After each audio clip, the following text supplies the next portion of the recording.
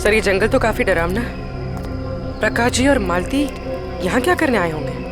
हो सकता है उन्हें झांसा दे के लाया गया हो या जबरदस्ती यहाँ ले आया गया हो।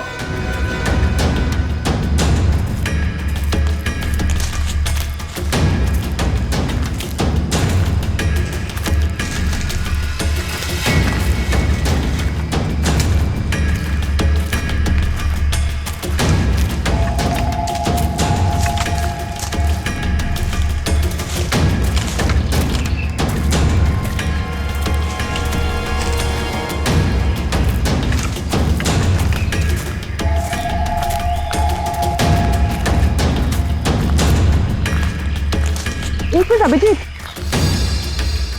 वो देखो।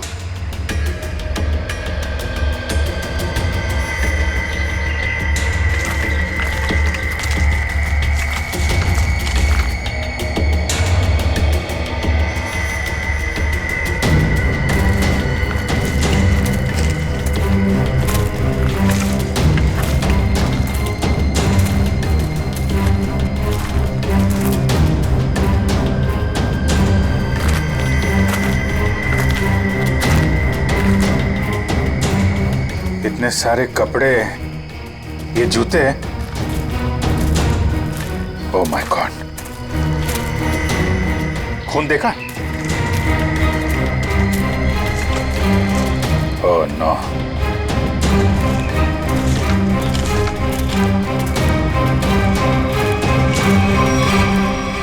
ये खोपड़ियां, ये हड्डियां, ये जंगल के अंदर चल क्या रहा है?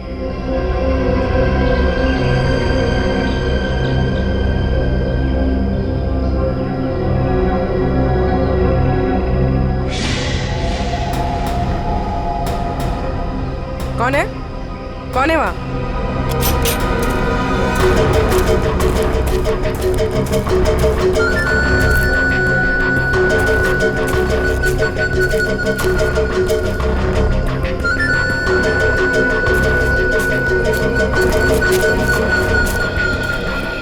क्या हुआ? वहां तो कोई नहीं है सर। सर वहाँ पे कुछ था सर। सुनसान जंगल में कौन हो सकता है? ये तो सारे कपड़े, जूते और ये हड्डियों को देखकर लग रहा है कि अलग अलग उम्र के लोगों को शिकार बनाया गया है। बहुत खतरनाक अपराधी है। मासूम भोले भाले लोगों को यहाँ बुला के मार डालता है।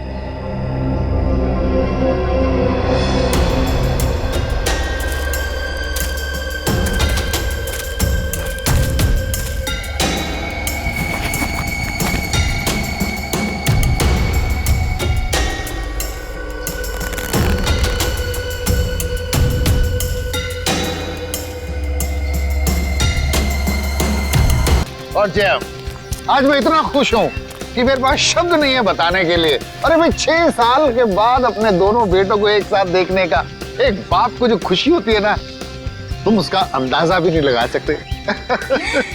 बाबूजी, राहुल, जय, जल्दी आइए, खाना तैयार है। आप लोग भी प्लीज आइए। आओ बेटा जल्दी आओ, खाना तैयार है। हाँ भाई मेरे मिक्की माउस। क्या खाएंगे गुड़िया? मिक्की बेटा आप क्यों? ये हलवा लीजिए ना, नीता ने खास आपके लिए ही तो बनाया है, लीजिए। अरे वाह। तो बेटा मिक्की, भूख लगी है ना? वाह क्या स्वादिष्ट हलवा है, मजा आ गया। बाबूजी आज शिल्पा ने खाने में बहुत ज्यादा प्यार डाला है, इसीलिए खाना इतना टेस्टी लग रहा है सबको।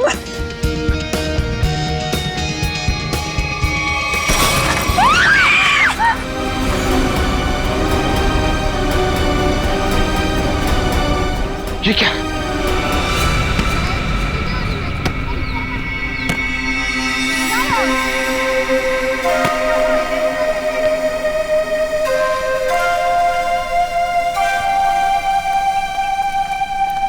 अरे प्रकाश अंकल, आप यहाँ? अंकल नमस्ते। नमस्ते अंकल। नमस्ते। अंकल मैं तेज बीविंग में रहता हूँ। माफ करना बेटा, मेरा ध्यान कहीं और था। कोई बात नहीं। अंकल आप यहाँ धूप में अकेले बैठ के क्या कर रहे हैं? बेटा सुनील घर की चाबी देना भूल गया, पर फिक्र की कोई बात नहीं, वो आता ही होगा। अंकल तो हम सुनील जी को फोन लगा देते हैं, उन्हें तो आते आते शाम हो जाएगी। अरे नहीं, काम के वक्त उसको फोन करके परेशान मत करो। जैसी आपकी मर्जी अंकल, लेकिन कम से कम आप हमारे घर पे आके इंतजार कर लीजिए। नहीं, मुझे चलेगा, मुझे अकेला छोड़ दो।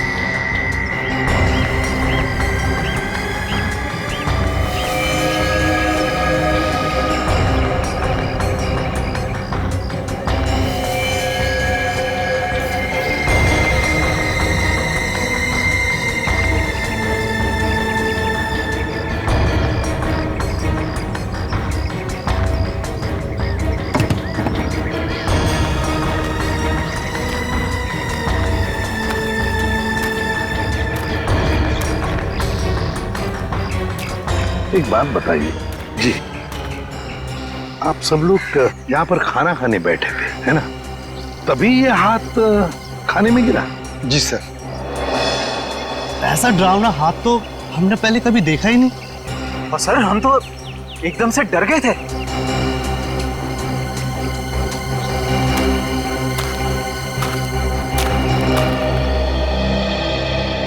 सर आपने हाथ तो देखा ही ना सर, गला नहीं है लेकिन खून पूरी तरह से सूख चुका है। बहुत बुरी हालत से काटा है ये हाथ। अगर ये हालत इस हाथ की है, वही सोच रहा हूँ जिसका ये हाथ काटा गया है उसके और शरीर के हिस्से का किया होगा। सर क्या ये हाथ देख के हम पता नहीं लगा सकते कि ये आदमी का हाथ है या किसी औरत का हाथ है? ये तो साउंड के बताएगा, उसका काम है।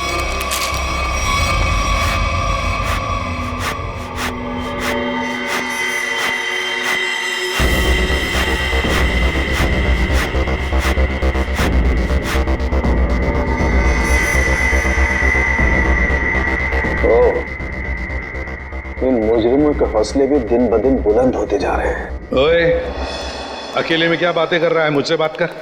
क्या पता चला, बताओ जल्दी।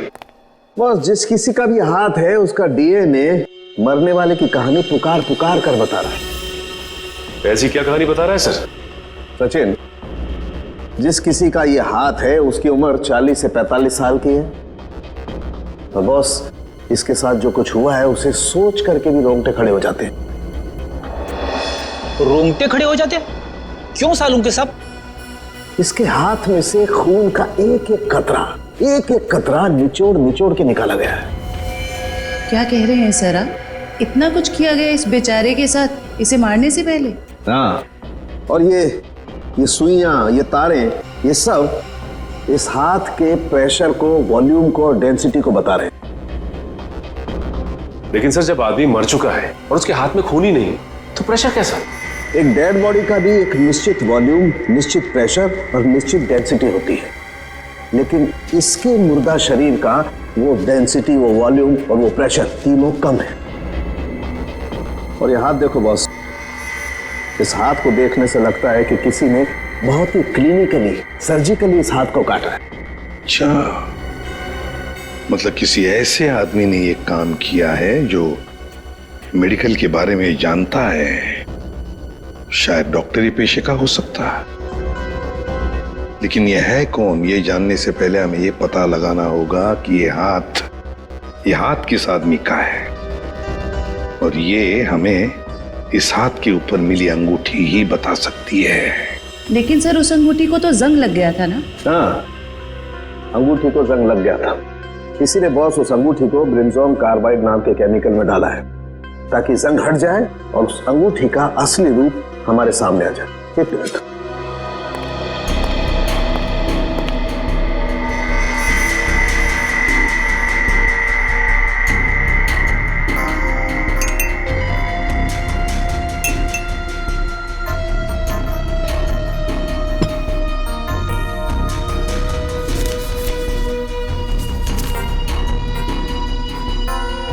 ये देखो बॉस, ये अंगूठी एकदम साफ।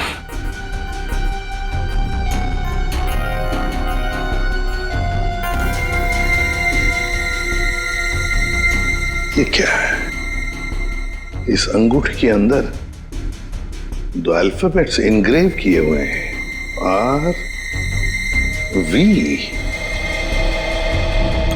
सर, ये 2 अक्षर आर और वी, इनसे कैसे पता चलेगा उस आदमी के बारे में? यही तो हमारा काम है ना फ्रेडी, पता लगाना। सिर्फ इन 2 अक्षरों से, आर और वी। फ्रेडी, इससे भी छोटे सुराग से हमें पता चल सकता है मुजरिम कौन है। सर, हो सकता है ये आरवी मरने वाले के नाम का इनिशियल हो सकते हैं, और सचिन ये भी हो सकता है कि वो इनिशियल्स आर वी पत्नी के भी हो। वो अंगूठी शायद शादी की अंगूठी हो। सर, एक और बात, वो अंगूठी प्लैटिनम में बनाई गई थी। सर, ऐसी अंगूठियां आसानी से बाजार में मिलती नहीं है, खास ऑर्डर देकर बनवाई जाती है। बिल्कुल सही। बस उस अंगूठी का फोटोग्राफ शहर में जितने भी जौहरी है उन सबको भेज दो। पता चल जाएगा किस जौहरी ने वो अंगूठी बनाई थी और किसके लिए। आर वी। Yes sir. सर, एक बात समझ में नहीं आ रही कि अगर ये खूनी आरवी को मारना ही चाहता था तो आसान मौत भी तो दे सकता था। ये काटने की क्या जरूरत? सचिन, मरने वाले की पहचान छुपाना चाहता था, वो पहचान छुपाना चाहता था। सर, आपसे मिलने कुछ लोग आए हैं और वो कह रहे हैं कि अर्जेंट है। बुलाओ। आइए। नमस्ते सर। आइए, बताइए क्या बात है? सर, एक बहुत ही बड़ी मुसीबत आ गई है। बस आप ही हैं जो हमारी मदद कर सकते हैं। मुसीबत? कैसी मुसीबत? सर, हम लोग मोतीलाल नगर की रोज सोसाइटी से आए हैं। हमारे बिल्डिंग में एक बुजुर्ग रहते थे, प्रकाश जी। रहते थे मतलब? क्या आप नहीं रहते? सर, कल तक तो थे। सोसाइटी के पार्क पे बैठे हुए देखा था हमने उन्हें, बोरिया बिस्तर बांध के बैठे थे। तो आप लोगों ने जाकर उनसे पूछा नहीं कि क्या बात है, क्या तकलीफ है, हैं? पता नहीं सर, हमने उनसे पूछा तो कुछ अजीब सा बड़बड़ाने लगे। सर, उनके बाहर बैठने की कुछ ना कुछ वजह जरूर है। क्या वजह हो सकती है? सर, उनका सौतेला बेटा सुनील बहुत ही ज्यादा बदतमीज और झगड़ालू किस्म का इंसान है वो। सर, हमें लगता है उसी ने ही सामान सहित अपने पिता को घर से बाहर निकाल दिया है। पता नहीं कहाँ होंगे वो। हो सकता है वो अपने ही घर वापस चले गए हों। घर में चेक किया आपने? हम लोग गए थे वहां पे, वो वहां नहीं थे। और हमने सुनील से पूछा तो उसने बोला कि उसे पता नहीं है। सर, उससे उनकी कोई परवाह नहीं है। सुनील? हेलो? हाँ? कहाँ पे? एक मिनट। आप क्या नाम बताया आपने? मालती? ठीक है, देखिए आप लोग चिंता मत कीजिए, आप सिर्फ उनकी फोटो भिजवाइए हमें, हम देखते हैं। सर, मालती नाम की हाउसवाइफ इंदिरा नगर से गायब है सर। इंदिरा नगर से मालती और मोतीलाल नगर से एक बुजुर्ग, दोनों के दोनों गायब है। इन दोनों के घर जाना पड़ेगा, पूछताछ करनी पड़ेगी।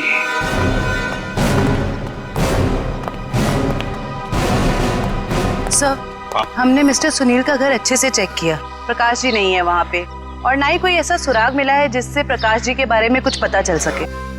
सर, मैंने कहा था ना कि मुझे कुछ नहीं पता कि वो कहाँ चले गए। प्रकाश जी तुम्हारे सौतेले पिता थे, तुम्हारे उनके साथ अक्सर झगड़े हुआ करते थे, है ना? क्यों? सर, झगड़े होते थे, पर किस घर में झगड़े नहीं होते। इसमें सौतेली वाली बात कहाँ से आ गई सर? सगे बाप बेटों में भी तो झगड़ा होता है ना। मैंने उन्हें हमेशा सखी से ज्यादा समझा। अगर इतना प्यार था तो फिर उन्हें बाहर क्यों छोड़ दिया? सर, उन पे घर की डुप्लीकेट चाबी थी, चाहते तो घर में बैठ सकते थे। सर, मुझे तो लगता है कि इन दोनों ने मजबूर किया होगा उन्हें घर छोड़ने के लिए। आप क्या कह रहे हैं सर? हम ऐसा क्यों करेंगे? सर, आपको क्या लगता है मैं अपने पापा के साथ कुछ गलत करूंगा? सर, मेरे पापा को ढूंढ के ला दीजिए सर। हाँ, प्रकाश जी को तो हम ढूंढ कर निकालेंगे, वो तो हमारा फर्ज है। लेकिन एक बात याद रखना, अगर पता चला तुम लोगों ने अपने पिताजी के साथ कोई गैर बर्ताव किया है तो अच्छा नहीं होगा, समझे?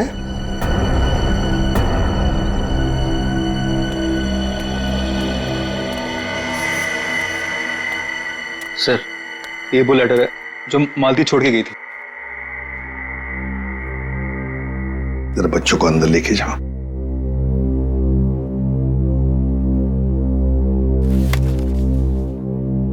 मैं मालती अपने पूरे होश में बिना किसी दबाव के ये खत लिख रही हूं।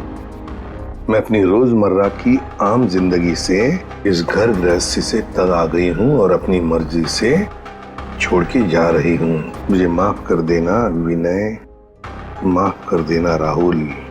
कुछ दिन आप सबको बहुत तकलीफ होगी मेरे बिना, मगर फिर आदत पड़ जाएगी। मेरे वापस आने की उम्मीद मत रखना, हमारा साथ यहीं तक ही था। मालती। सर, ऐसे कैसे कोई पत्नी अपने बसे बसाए घर को छोड़ के जा सकती है? वही तो। वो मैं कल बच्चे को स्कूल छोड़ने गई थी ना, तब वो मुझे वहां मिली थी, तो मुझे उसका बर्ताव कुछ अजीब सा लगा। कुछ अजीब सा लगा मतलब? कैसा लगा आपको? मतलब वो बच्चे के सामने रो रही थी सर। हमेशा अपना और पापा का ख्याल रखना। आप कहीं जा रहे हो क्या? मैं भी चलूंगा आपके साथ। नहीं बेटा, मैं कहीं नहीं जा रही। और रोते रोते उसने बच्चे को वैन में बिठाया और वो सब्जी लाने के लिए चली गई, और जाते जाते उसने अपना मोबाइल फोन भी तोड़ दिया। ये तो बड़ी अजीब बात है। कैसे गई वो वहां से? वो ऑटो से गई सर। और कहाँ गई कुछ पता चला? मेरा मतलब है क्या सुना आपने? नहीं, मैं सुन नहीं पाई सर। चलो ठीक है, thank you very much. Sachin, Motilal Nagar और इंदिरा नगर के जितने भी रिक्शा वाले हैं उन सबको प्रकाश जी और मालती के फोटोग्राफ्स दिखाओ। एक्सक्यूज मी भाई साहब, इस आदमी को आपने यहाँ कहीं देखा क्या?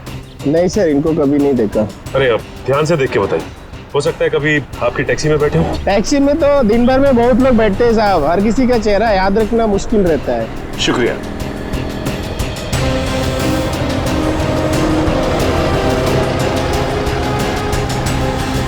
भाई साहब, आप देखिए इन्हें, कहीं देखा है आपने?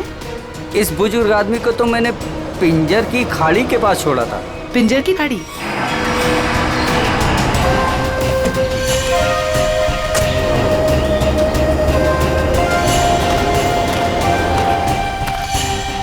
साहब, ये औरत कल पक्का मेरे साथ मेरे ही ऑटो में गई थी। अरे मैडम, यहाँ इस सुनसान जगह पे कहाँ रुकवा दिया ऑटो? आगे सारा जंगल ही जंगल है। और साहब एक और बात बताऊं, वो औरत ना मुझे बड़ी अजीब सी लग रही थी साहब।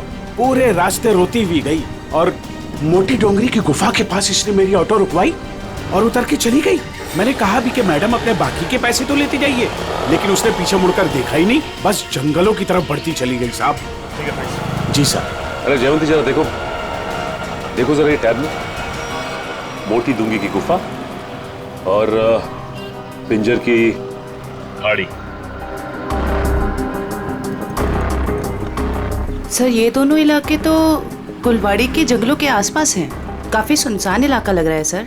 हाँ, इस इलाके में 20 किलोमीटर तो जंगल ही जंगल है, लेकिन ये दोनों ऐसे घने जंगल में उतरे क्यों?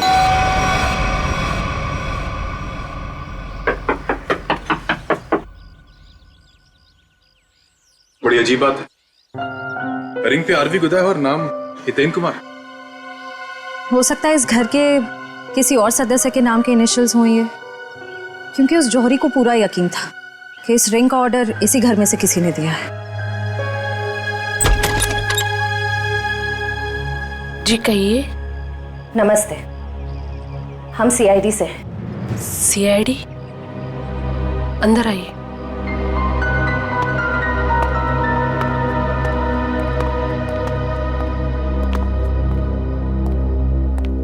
जी, हितेन ठीक तो है ना?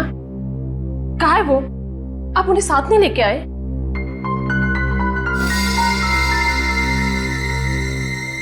क्या आप इस अंगूठी को पहचानती है?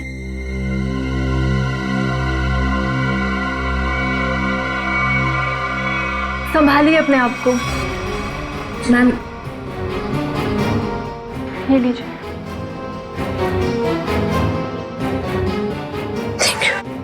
क्या आप बता सकती हैं कि इस अंगूठी पर जो आरवी इनिशियल्स बने हुए हैं, इनका क्या मतलब है?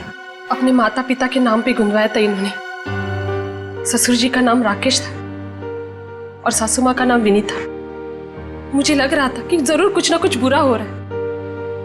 हितेन कभी मुझे बिना बताए घर से गायब नहीं हुए। क्या आप मुझे उन्हें मिलवा सकते हैं प्लीज? मैम दरअसल हमें उनका कटा हुआ हाथ।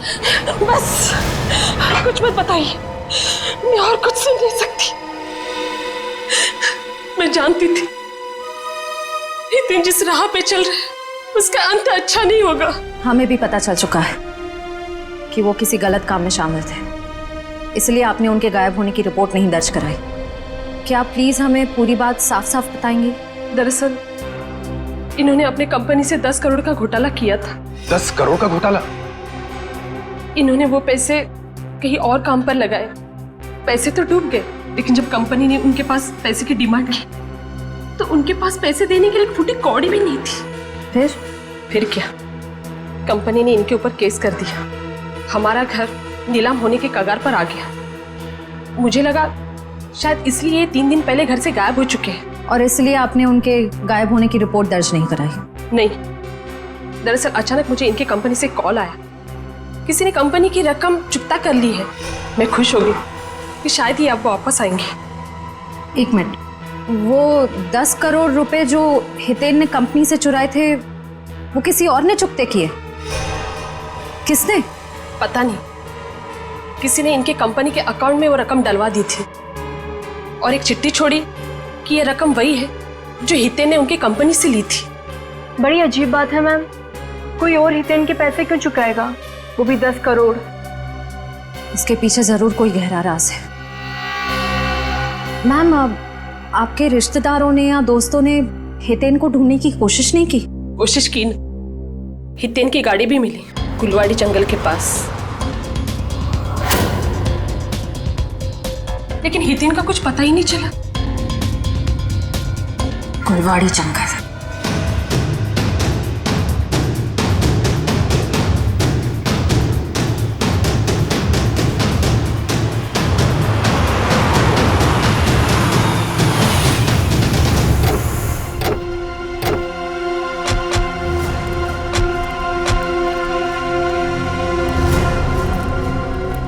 सर, ये जंगल तो काफी डरावना है।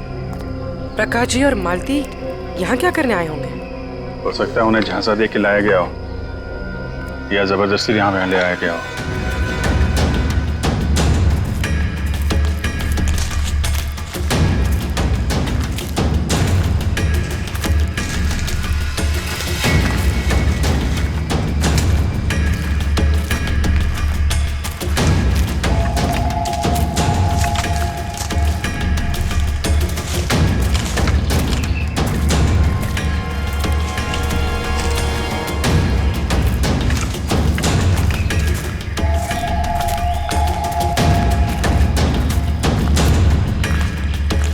एक मिनट अभिजीत, वो देखो।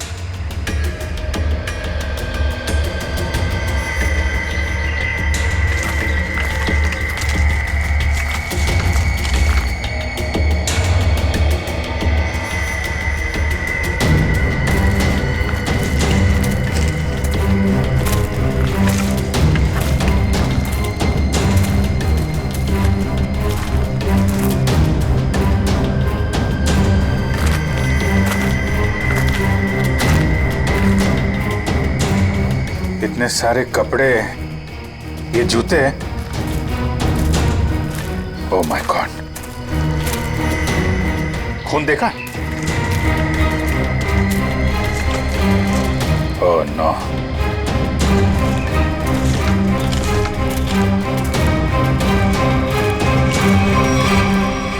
ये खोपड़ियां, ये हड्डियां, ये जंगल के अंदर चल क्या रहा है?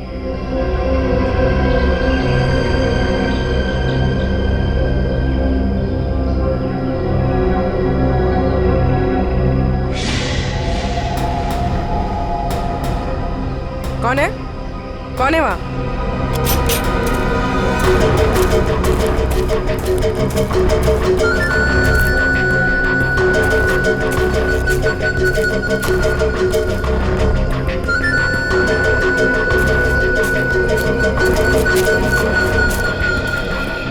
क्या हुआ? वहां तो कोई नहीं है सर। सर वहां पे कुछ था सर। सुनसान जंगल में कौन हो सकता है? ये तो सारे कपड़े, जूते और ये हड्डियों को देखकर लग रहा है कि अलग अलग उम्र के लोगों को शिकार बनाया गया है। बहुत खतरनाक अपराधी है। मासूम भोले भाले लोगों को यहाँ बुला के मार डालता है।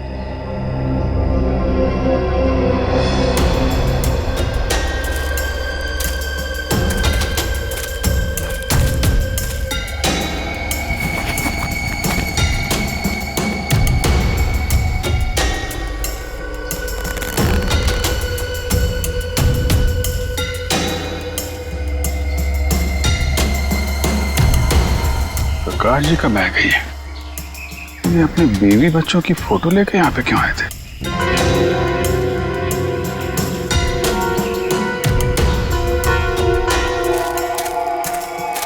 ए रुको! क्या हुआ?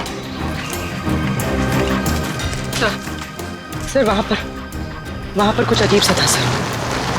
गाड़ी की आवाज सर, जंगल में कोई आया है। तुम लोग देखो जरा जाके।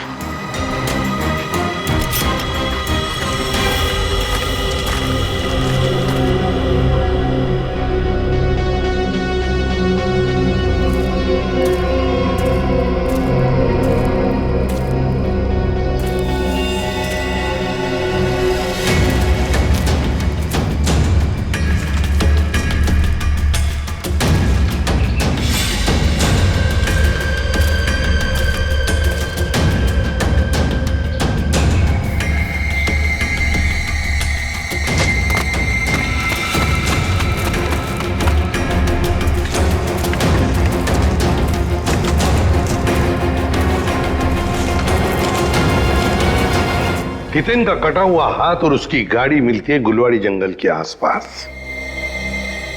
समझ में नहीं आ रहा, पता नहीं क्यों सचे मुझे ऐसे लग रहा है कि हितेन का केस, मालती का केस और प्रकाश जी का केस, इन तीनों केसेस का आपस में कोई ना कोई संबंध है, कोई ना कोई संबंध है। सर प्रकाश जी और मालती के बारे में कुछ और पता चला है। क्या? सर ठीक हितेन की तरह ही प्रकाश जी और मालती दोनों कर्जे में थे। प्रकाश जी के बेटे को 5 लाख रुपए देने थे और मालती जी का घर गिरवी रखा था। सर दोनों के गायब होते ही इन दोनों का कर्जा किसी ने चुका दिया। हितेन भी कर्जे में था, मालती भी कर्जे में थी, प्रकाश जी भी कर्जे में थे। तीनों के तीनों गायब होते, तीनों के तीनों आखिरी बार दिखाई पड़ते हैं गुलवाड़ी जंगल के आसपास। काम करते हैं उस लाइन पर, गुलवाड़ी जंगल के लाइन पर जितने भी ऑटो रिक्शा वाले और टैक्सी वाले धंधा करते हैं सबको यहां लेकर आते हैं। सब हम लोगों को क्यों बुलाया? इसलिए बुलाया है कि हमें तुम लोगों की मदद चाहिए। हम क्या मदद कर सकते हैं साहब आपकी? देखो, खैर गांव से गुलवाड़ी के जंगल के रास्ते पर तुम लोग अपनी अपनी गाड़ियां चलाते हो, है ना? साहब टैक्सी तो पूरे शहर में घूमती है। हाँ, लेकिन सारी टैक्सियां गुलवाड़ी भी नहीं जाती, सिर्फ वही गुलवाड़ी जाती है जो खैर गांव से होकर जाती है। हाँ साहब, गुलवाड़ी पर आकर तो रास्ता ही खत्म हो जाता है, उसके बाद तो घना जंगल आता है साहब। बस तो उसी जंगल के बारे में हम लोग जानना चाहते हैं। वैसे वो रास्ता बहुत सुनसान है ना? हाँ साहब। तो फिर ऐसे सुनसान रास्ते पर ज्यादा लोग तो जाते नहीं होंगे, गिने चुने ही लोग जाते होंगे, है ना? हाँ साहब, बिल्कुल। तो एक बात बताओ, पिछले 2-3 महीनों में क्या तुम लोग किसी पैसेंजर्स को उस रास्ते पर लेके गए थे? याद करो। हाँ साहब, मुझे याद है साहब। मैंने पिछले 3 महीनों में उस रास्ते पर 2 अलग अलग लोगों को छोड़ा है। मैंने भी एक सवारी को छोड़ा था साहब पिछले महीने। साहब पिछले महीने मैंने भी एक सवारी छोड़ी थी, वो एक आदमी था। तो क्या लोगों के चेहरे याद आ रहे तुमको? साहब चेहरा तो नहीं याद, पर उसकी बातें जरूर याद है। बहुत परेशान था वो, किसी से फोन पे कह रहा था कि मैं आ रहा हूँ, कुछ परेशानी तो नहीं होगी ना? साहब मुझे याद आया, मालती जी के अलावा मैंने एक लड़की को भी छोड़ा था और वो लड़की पूरे रास्ते रोती रही सब मुझे तो लगता है कि वो लड़की घर छोड़कर भाग कर आई थी। हाँ साहब, और गुलवाड़ी के रास्ते पर उतर गई वो। मैंने अपने सवारी से बोला था यहाँ पर ऑटो और टैक्सी नहीं मिलेगा साहब, पर उसने कोई जवाब ही नहीं दिया। सर ये तो बिल्कुल प्रकाश और मालती के केसेस जैसा है। हाँ श्रेया, ये तीनों के तीनों केसेस एक जैसे ही हैं और जरूर और भी ऐसे केसेस होंगे। लेकिन हितेन, प्रकाश और मालती, इन तीनों के जिसने भी कर्जा चुकाया है उसी ने इन तीनों को गायब भी किया है। समझ में नहीं आ रहा है ये सब करने के पीछे ये खोने का मकसद क्या है? मकसद तो पता नहीं अभिजीत, लेकिन इतना जरूर कह सकती हूँ कि ये एक हॉट ब्लडेड मर्डर है। सोचा समझा किया गया अपराध जो किसी पढ़े लिखे आदमी ने किया है। पढ़े लिखे आदमी? ये देखो, इस खोपड़ी को किसी केमिकल में डुबो कर रखा गया था। केमिकल में? यहाँ जंगल में कोई लैब खोल के रखी है क्या उसने? हो सकता है। एक मिनट।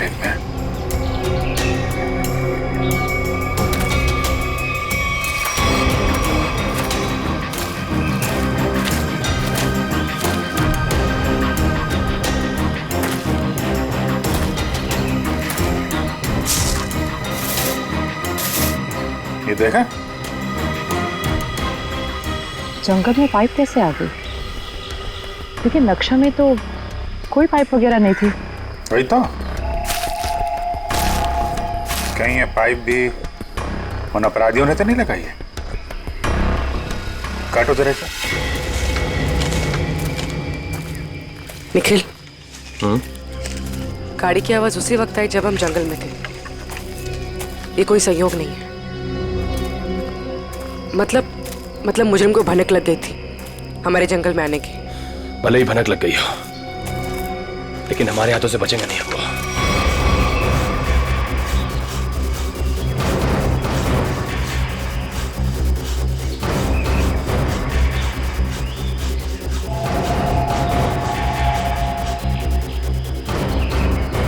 बदबू आ रही है। खून? पाइप में खून है। लोगों को मार के, उनकी लाशों को काट के इस पाइप में से खून भेजा जा रहा है। किसी एक आदमी का काम नहीं है, ये पूरा का पूरा गिरोह है।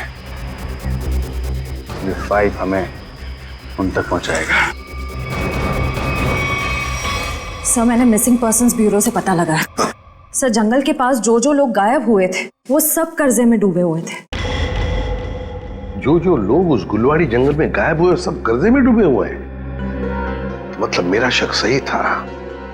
ये कोई संयोग नहीं, सोच समझ के बनाया हुआ प्लान है ये, कर्जे में डूबे लोगों को निशाना बनाने का। सर लगता है ये कोई सीरियल किलर है जो कर्जे में डूबे लोगों को ही अपना शिकार बना रहा है। सर सचिन हो तो हम पता लगा ही लेंगे। ये प्रकाश, हितेन और मालती, इन तीनों के फोन रिकॉर्ड चेक किए? Yes sir. क्या पता चला? सर इन तीनों के फोन रिकॉर्ड्स में 3 नंबर ऐसे हैं जो कॉमन हैं। किस किस के फोन नंबर्स है वो? सर 2 नंबर तो बंद आ रहे हैं और तीसरा नंबर किसका है इसका पता नहीं चला है। लेकिन सर इस तीसरे नंबर से किसी जया को फोन किया गया है परसों। तीसरे नंबर से जया को फोन किया गया है? तो फिर लगता है जया की जान को खतरा है।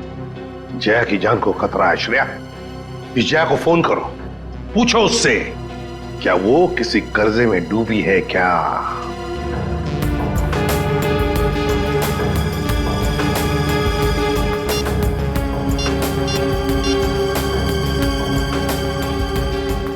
जया?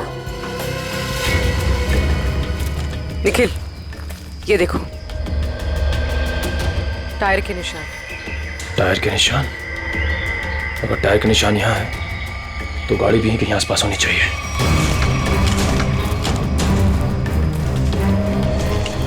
गाड़ी उस तरफ है, संभाल के।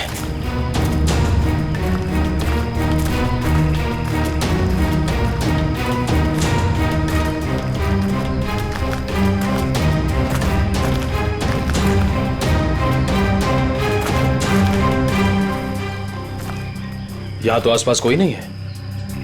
इंजन अभी भी गर्म है, मतलब जो कोई भी इस जीप में आया है यहीं आसपास है। इतने सारे डब्बे।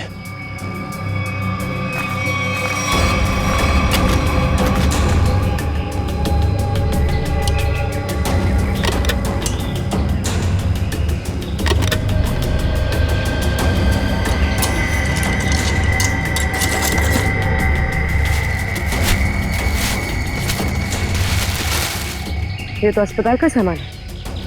यहाँ इस जंगल के बीच क्या कर रहा है? वही तो।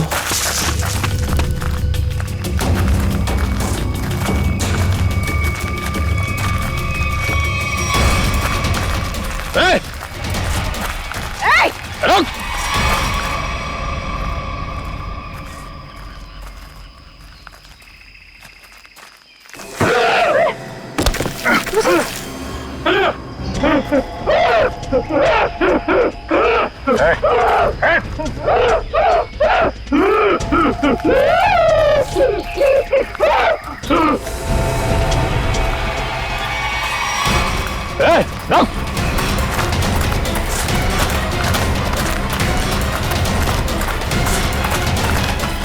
देखो क्या क्या है, क्या बात है? तुम बोलो, क्या बोलना चाहते हो? कैसे ने तो को नहीं मारा। मैं इसकी दिमागी हालत देख के तो नहीं लगता ये। देखो ठीक है, तुम जाओ यहाँ से अभी। चलो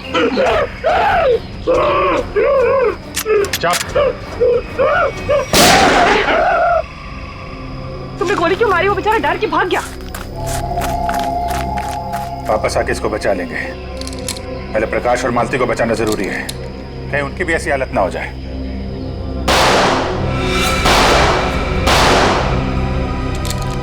गोली की आवाज? कहीं निखिला पूरी मुसीबत में तो नहीं? लेकिन उन्हें ढूंढेंगे कैसे अभी? जिधर से गोली की आवाज आई है उधर। देखो प्लीज, जब तक मुझे पैसे नहीं मिलेंगे तुम फोन पे ही रहना।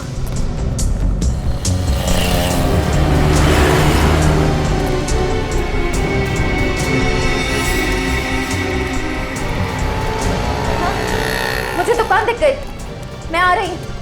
नहीं, तुम फोन मत रखना प्लीज प्लीज, मैं पहुंच गई।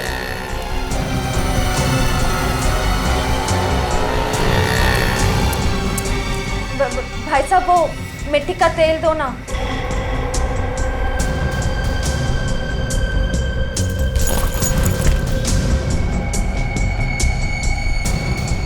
मैं सीआईडी ऑफिसर हूं, सीधे से बता दे किसके इशारे पे तूने मुझे बैग दिया, वरना ससुराल की सैर करनी पड़ेगी। वो जा रहा है, नीली कमीज वाला, फोन पर। मयूर, इशिता, वो ब्लू शर्ट वाला। बस बहुत घूम लिया। तुम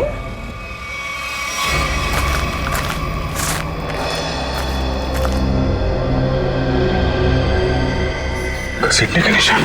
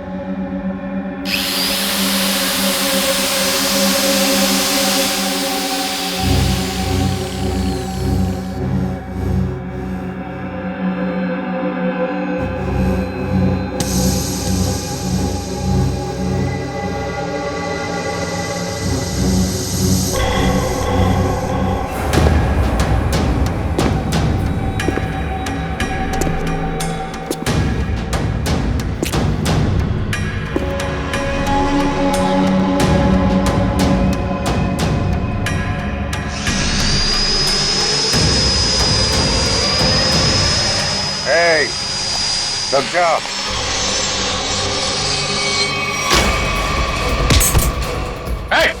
रुक जाओ, नहीं तो इसकी खोपड़ी उड़ा दूंगा।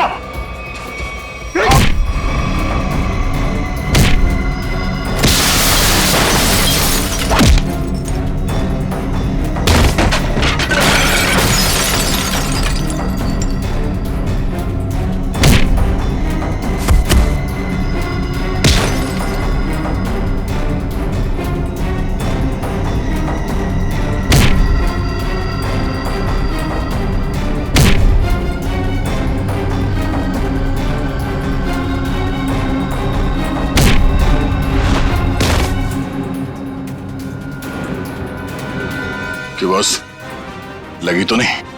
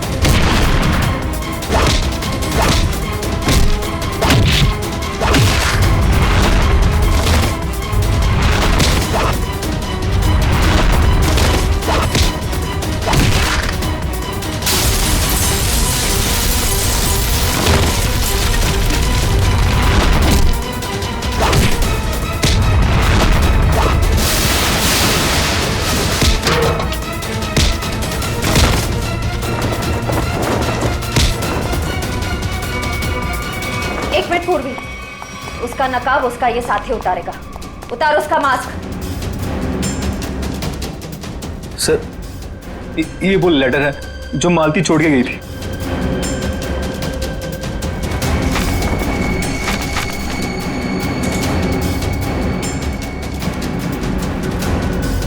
आप क्या कह रहे हैं सर? हम ऐसा क्यों करेंगे? पैसों की लालच में तुम इतनी गिर गई, तुमने इंसानियत को शर्मसार कर दिया। यहाँ तक कि अपने पिता समान ससुर तक को नहीं छोड़ा तुमने।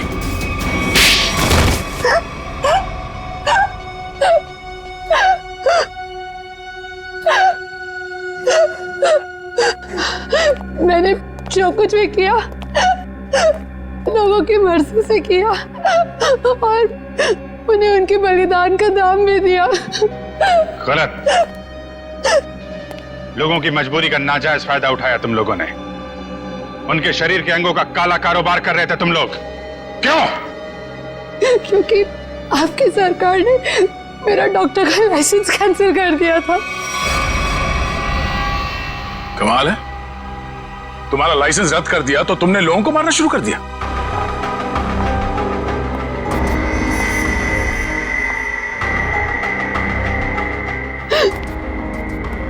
तुम्हारे आड़े टेढ़े एक्सपेरिमेंट ने यह हाल कर दिया लोगों का।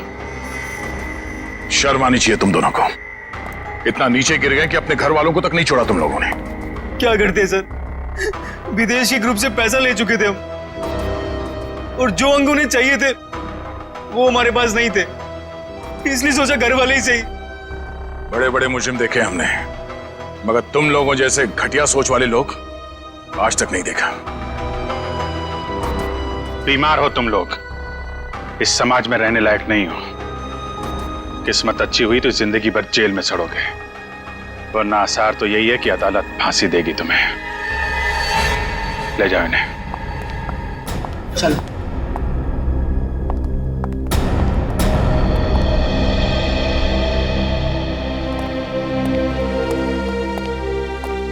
इनका किसी अच्छे अस्पताल में इलाज करवाते हैं। चलो।